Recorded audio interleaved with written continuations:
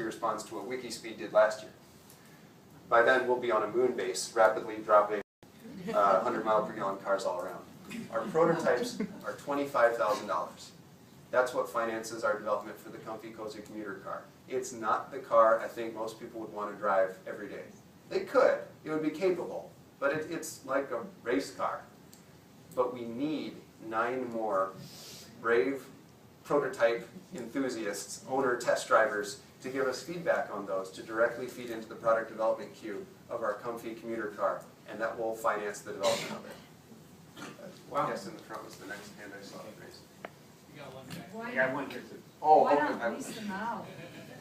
Why not lease them for 6 months, get feedback, and then lease them again, make more money than 25? That's amazing! So the question was, why not lease out the Wikispeed cars?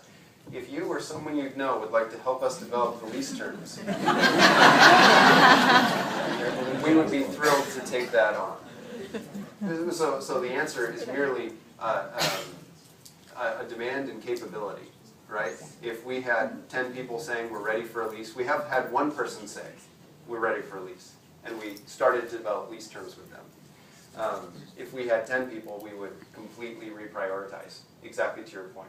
Because the goal is to get customer feedback and then have revenue to support development. So any method is fair game. And if you would like to help us with that, email info@wikispeed.com. And then in the back, yes, absolutely. Very impressive. I'm wondering what could have possibly beat that? What were the first 9 slots, and did they use any of your methods? Right. So we absolutely didn't win. We tied for 10th in the mainstream class. The question was, hey, that looked pretty good. Other people won the X Prize competition. There were 9 cars ahead of you. What did they do, right? Well, the team that ultimately won was very well funded, which is fantastic. I'm thrilled they were able to and chose to dedicate that many resources towards this ultra efficiency challenge. And they built a whole lot of cars. They were the only team that entered more than 1 car in the race. In fact, there was a question, are you allowed to enter more than 1 cars? Because most of us didn't even think of it. Which is really too bad on our part. Team Wikispeed wasn't financed to be able to do it regardless.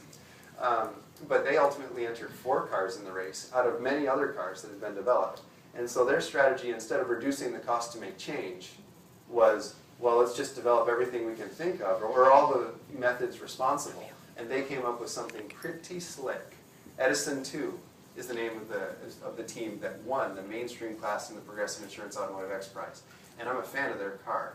Unfortunately, last I heard, they said they had no plans to prototype it and make it available for market. I hope I misunderstood or they changed their mind, because it is a slick car.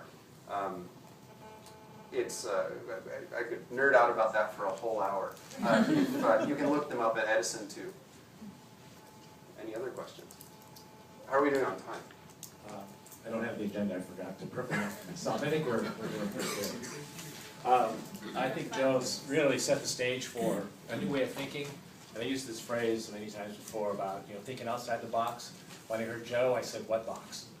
They're really doing it differently, taking all those technologies